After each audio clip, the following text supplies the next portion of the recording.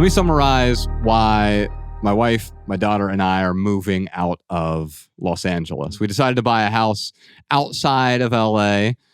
For YouTube, I'm not going to talk about where it is, but we'll talk about it on the private podcast. But it's in a small community, about 8,000 people, right? And there are several reasons why we wanted to move out of LA, not to flee Los Angeles, because I really enjoy Los Angeles. Los Angeles is the only big city where I'm like, I feel drawn to it. And as an introvert, I actually feel like I've thrived for the last 5 years in Los Angeles. But throughout the pandemic, we started looking and we decided it was time to leave for several reasons. One is we couldn't afford to buy a house in Los Angeles. Between the down payment, and I don't want to do a mortgage, it's beyond 15 years, I can pay off in 15 years. And what we learned is even where our studio is here, there are houses that are tear-down houses that are $2.7 million. And we learned that the average home in all of LA County, which we're moving out of LA County, but the average home in all of LA County is $700,000. But that includes places that are less desirable to live. And so the house that we bought outside of LA County, it's in a small town, 8,000 people. It feels like a community. And we spent time in the community for the course of almost a year, learning the community, the local people. In fact, we made bids on several houses, and we learned a lot about the housing market right now. And we made bids over asking price, and people came in with all cash offers, and we just couldn't afford even some of the other houses that we wanted. Eventually, we found a really nice house. It was 3-bedroom, 2-bath with a detached garage that we've turned into a studio space. And what we've learned throughout this process is that we want to be embedded in a local community that is caring, kind, not overwhelming. But there were also some things that we wanted to avoid that do take place in a big city. So there are a few things like EMF smog, electro smog, right? There's so many cell towers. There's a website that we went to where you could check how many cell towers are near where you live. And my apartment that was in West Hollywood, there was like 1,000 towers within a 3-mile radius. And you still can't get good coverage there. Isn't that sad? Yeah, it really is. And where our new house is, there was 1 tower within like a 3-mile radius. Wow. And we don't get great coverage there. And also, we've decided not to have home internet, not to have a TV at home. And so, and I don't keep my phone all around the house. It's a paperweight most of the places in the house, but we have the entryway rule as well. So as soon as we walk in, we just set the phone in this one area. So I'm sort of devoid of technology in the home and all this sort of electro smog, but also all the technological distractions, the digital clutter that has infiltrated all of our lives. And so I have to intentionally go somewhere if I want to work, if I need to be on the internet. Or, well, the other reason that I wanted to move to a smaller community is to shop locally. We've been talking about that during this private episode here. But the importance of shopping locally versus shopping online. It's not that we're allergic to shopping online, but shopping locally means I get to support the local community, the local people, the local passions, the local businesses who tend to be far more passionate about their product or service than a major multinational corporation like Walmart or Amazon. I can default to those things if I can't find what I need locally. I'll give you one example, Ryan. I went to our local hardware store recently. I needed a T10 light bulb, which is a very specific kind of light bulb. They didn't have it at the local hardware store. And I'm like, okay, can you order it? And he was like, oh, actually, no, it turns out we can't even order it. And so I looked a few other places, couldn't find it. Went on to Amazon, was able to find it. In fact, it was helpful because there were several options that were bad options with poor reviews. But then I found one with some pretty solid reviews and made a choice based on that. And I felt good about it because I was shopping intentionally. But if I'm buying food, I can go to the local butcher, a local grocery store, a local restaurant. If I'm buying honey, there's my local honey dealer, I call him. And there's several local bookstores, and there is a local community. And also, we wanted to be closer to nature. And so across the street from where we live, it's not our yard, but there's this giant wilderness area that is public, open to the public. So many, many acres of trails and access to nature. So not having to own nature, but having it available to us was something that was really important to us.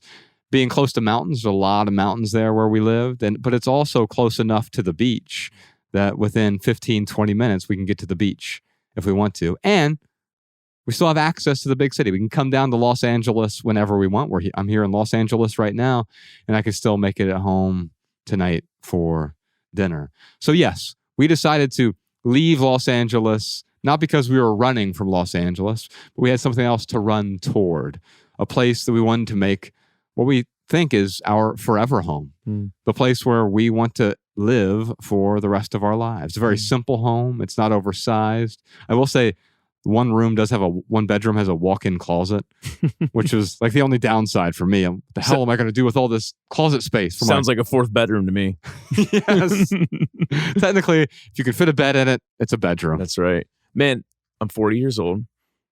This is the first time, I guess it started in 2020, that the norm was to bid over the asking price on buying a new home. That's I don't know if that's is that the new norm now? Is that going to be normal forever? I don't know. But yeah, the housing market is insane. But you guys found one you got it, man. Congratulations. That's awesome. Yeah, thanks. And I think you're right. This is the new norm for now. And in the future, there will be a new norm. Yeah. And then, maybe that's a nickname for new Sean. Abnormal Sean. We're still trying to vote on that. Yeah. But yeah, we bid on 2 houses before we got this one. Went through the whole process, and people swooped in and took those houses before us. But it's the Chinese farmer parable, right? Because I'm really glad they did, because we found the home that we would like to spend the rest of our lives in. Yeah. It's very simple, and yet it's just right for us. And our neighbors, I got biggest selling point of the house was not the house. It was the neighborhood and the neighbors. In the neighborhood, a lot of houses that are sort of run down and not in the best shape, but the neighbors are amazing. It's a very blue collar, sort of up and coming neighborhood. But we got to meet a lot of the neighbors, and they're some of the most friendly people that I've ever met. And so I think that is so much more important than the average home price in the neighborhood. Yeah. The question is, who are my neighbors, and to whom will I be a neighbor? I think we have to consider that as well. Yeah. Ways that we knew we were ready to buy a house was my wife's strong desire for owning a home, planting roots in a community. Nesting. Yes. Yeah. And a specific community, right? And I think this was a perfect segue into what we're going to talk to Podcast Sean about, is Bex found the community in which she wants to spend the rest of her life. And I agree with that, with respect to the community that we've identified up there. And I've realized that, there's some amazing people here, but we considered other places as well. I mean, we obviously considered Los Angeles, where our studio is, and various parts of Los Angeles, because Los Angeles is really 88 different communities, all sort of. I remember when Sean first came here, he was looking up in Azusa and other places. It's way out there. Yeah. In fact, you took me down there. That's where I bought my Honda, the motorcycle. Oh, that's right. Yeah. We drove out there together. Yep. And so you were looking at different places. Torrance was another place you were looking. And Bex and I have spent the last 5 years exploring different neighborhoods. When we do the Screenless Saturday thing that Danny was doing last weekend, you kind of start to learn more about the city, right? Yeah. And so one of the ways you know you're ready, Mallory, is you start to learn a place and you start to fall in love with the intangibles. We had a question earlier where someone asked, is it logical for me to buy a house at this age or whatever? And the honest answer is yeah, you might be able to pull out a sheet of paper, get all the pros and cons, and then feel miserable, even though all the pros worked out for me. On the paper, it looks great. Yeah, it's great on paper. The difference is this is 2-dimensional. We live in a 3D world, right? Yeah. Well, 4D, if you could smell Ryan right now. Smell is the 4th dimension. I smell great right now. I'm taking it in. My hair products smell amazing. The pheromones. I find myself gravitating. Easy, Sean. We're on camera. Yeah. Save that for later. I couldn't agree more. So I talked about how Mariah and I have that condo in Missoula. I knew it was time to buy a home there because I feel very, very drawn to Missoula. I would not buy a home for the sake of it to Airbnb out in Dayton, Ohio, or somewhere where I didn't plan on visiting a lot. But yeah, I totally agree with the sentiment there, man. If you're being pulled towards somewhere, that is one sign that, hey, maybe it's time to put some roots down. Maybe you want to drop an anchor in that community where you really feel that sense of community, right? The belonging. That's right. And sometimes it takes a while to figure that out too. And so visiting a place, you might feel pulled to several places and realizing maybe you're pulled there for a season of life. It's not a forever thing. Yeah. This happened to me in Missoula, where I really enjoyed moving to Montana. Originally, when you and I moved to Montana, Ryan, we moved there for 4 months. Cabin, side of a mountain, middle of nowhere. Yeah. A couple hours away from Missoula. Yeah. We were between. Goldsburg. Yeah. We found ourselves, we were in between Butte and Missoula. We clearly found ourselves gravitating toward Missoula. Yes. And no, there's a reason it looks like butt. I've heard several like native Montanans are like, there's a reason it's spelled like butt. How dare you talk about evil Knievel's hometown I know it that is, way? Yeah. Do you know in 1890 that Butte was the second largest city west of the Mississippi? Oh, wow. It was San Francisco, then Butte. Oh, wow. And then it's been a slight decline ever since. Well, once they rape the land, right? Oh, I mean, man. they mine that. It looks terrible there too when you go there. Like some of that open mining. Yeah. Oh, They've just like tore out the side of the mountain. Ripped it right out. It actually is known for the most the most toxic hole in America. It's a super site, isn't it? I thought that was your mom. I thought it was your mom. Good thing it's the private podcast. My stars. It is. It's a super site, isn't it? Yeah, it is it is the most toxic pit in America because of all the mining that went on and all the pollution that's down in this like you see like you jump in there like and jump out with like 3 other arms growing out. Yeah, you won't have superpowers. Don't do that. Right, exactly. We've seen Toxic Avenger. It doesn't work that way. Are you guys saying that it's a butte hole? It is a butte hole. Hey, Sean, to cut his mic, please. There's I have never seen people more passionate than people of Butte. They don't even call it Butte, Montana. It's Butte, America. Oh, what? Because you've never heard that? I've never heard that. Oh, yeah. Like never. people from Butte, they don't call it Butte, Montana. They're like, we're from Butte, America, because like they are so proud of their hometown. They got Butte pride. Is this the whole like the boiling of the frog thing? The funny thing is, I've never met a person from Butte that I dislike. Yeah, 100%. That's totally true. agree. And so like, you know, we're joking about Butte, obviously, but like just because Butte is sort of sandwiched between two of the most desirable places in Montana, between Missoula and Bozeman. Right. I gravitate more toward Bozeman, I found out later, but also with Missoula, I figured out how important weather was to me. And there are other cities that really stand out to me. The ones I mentioned, another one that stands out, we've gone to a lot, Fargo, North Dakota. Yeah, it's a great place. That one always surprises me every time you bring it up, though. Oh, yeah.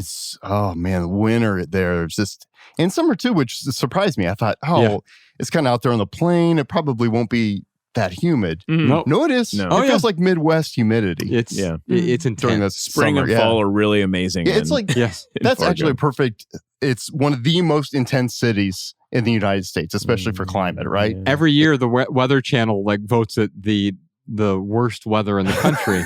But I think part of that, like, when you see these 9-foot snow drifts, I remember when Greg did his TED, we did a TEDx talk, TEDx Fargo, and Greg was doing a talk at this conference we were speaking at, and he showed this picture of like 9-foot snow drifts covering up stop signs and everything else. But what it did is it like created this community of people who almost like were uniting in spite of the weather. Yeah. And so that weather sort of created this amazing, artistic, beautiful community of outstanding people that I'd never expected. We went to go speak at a conference in Fargo. I'm like, what the hell is in...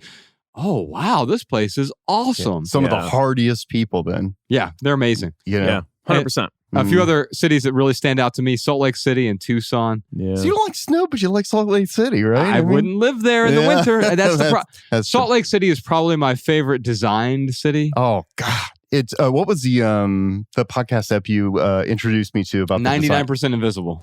Yeah, they talk about how like it's so well plotted out. Like every block is 660 feet. Yeah. And so the whole, you know exactly where you are from the names of the street, how close you are relative to the temple that's in the middle of Salt Lake City. Yeah. And like just so many lanes, like it's real wide. They made it so back in the day, you could turn a horse and a carriage around with one U-turn. No, 5-point turns. You could do it in one U-turn. Didn't Brigham Young say so they wouldn't cuss the drivers. Oh, yeah. It'd be easy to. I've never heard that, but insurance, that so would they make wouldn't sense. cuss. Yeah, that makes sense. That's Man, great. You know, for me, and I know you hate this city, Josh, but man, Portland is definitely up there on my list. That's why I liked Missoula, because it was a much smaller Portland, I feel like. See, I don't hate Portland. I hate the weather there. I love the city of Portland and the walkability. The food scene there is amazing. Yeah. It's just raining all the time and gray all the time. Yeah. It's not as gray as Missoula, but like it's significant. Yeah. Dayton's pretty gray too, but if you go north of what we call the DMZ in Ohio, you go north of I-70, it gets even grayer. It's like Akron, for example, is a lot like Dayton, but just rainier. It's rainier than Seattle, right? Yeah. Or where New Sean is from. He's from Youngstown, and it gets pretty gray in there. Yeah. Yeah. You're going to say in more something? ways than one. For those of us been to Youngstown. Just that I want to put my vote in for Bend, Oregon, if you like Portland, but don't want the weather. It's Central Oregon rather than the Pacific Northwest. That's right. And you got a lot of the same food and culture. Microbreweries. But you've got the same amount of sun as you do here in Southern California. Oh, wow. Mostly mild winters, unless you want to go up on the mountain and snowboard. Bend, I lived there for 5 years. Been the location of the last Blockbuster video rental store. Oh, really? Yeah. They have Still that there? on Netflix. Have you seen that, Ryan? No. Oh, it's great. It's called The Last Blockbuster. There's a documentary about it. What a there's something about Netflix rubbing it in Blockbuster's face, doing a documentary about the last Blockbuster on Netflix. Well, you know what we were going to do? I talked about this briefly, but you might not remember it. We were originally, before the whole pandemic thing, it's totally screwed up everything, but we were going to screen Less Is Now at the last Blockbuster store. Yes. In Bend, Oregon. And then, like, of course, the whole pandemic. Yeah, it would have been great just to be able to, because they were doing an Airbnb thing there for a while, right? Where you could rent it out and sleep there. It's novelty. They only did now. that for 2 nights, though. And it cost something, like you have to charge for an Airbnb. It was just a marketing thing, but it cost like 16 cents. Wow. To sleep at the Blockbuster. Really? Yeah. Oh, wow. I used to really enjoy going to Blockbuster. Dude, there's still some movie rental places that, Well, that's what we're trying to pops. Bex and Ella and I are trying to figure out now as we've moved into this new living environment, no internet at home, which means like I can't connect my Sonos speakers. And what do I do? And we started like asking the question because we don't want Ella to have access to a glowing screen to listen to music. They don't make iPods anymore. This is a podcast. There's no more pods, but there's still a cast. Right. I don't think I realized that they officially stopped manufacturing the. They just stopped. No kidding. Yeah, 2 weeks ago. Oh, really? Yeah. Wow. I think there are e-ink tablets. There are e-ink tablets that run Android and that you can use as a full-blown tablet. Yeah, I don't want her to have distractions on a screen. I want her to have music without the visual side of it. And so we've made some queries into, we just wondered out loud, do we get a record player? Do we get her a CD player? Yeah, get a DVD player to watch movies. Yeah. I guess you don't have a TV, so you wouldn't even be able to do that. Right. They still have red boxes. That blows my mind. I know. Like that's still a viable business. Red box, And so these are cities I thought about. Tucson is one of my favorite cities in the country. If I didn't live in Tucson, would have been one of the places I really would have liked to live. Weather-wise, it's nice except monsoon season. The cost of living there is better than most places in the mountain states.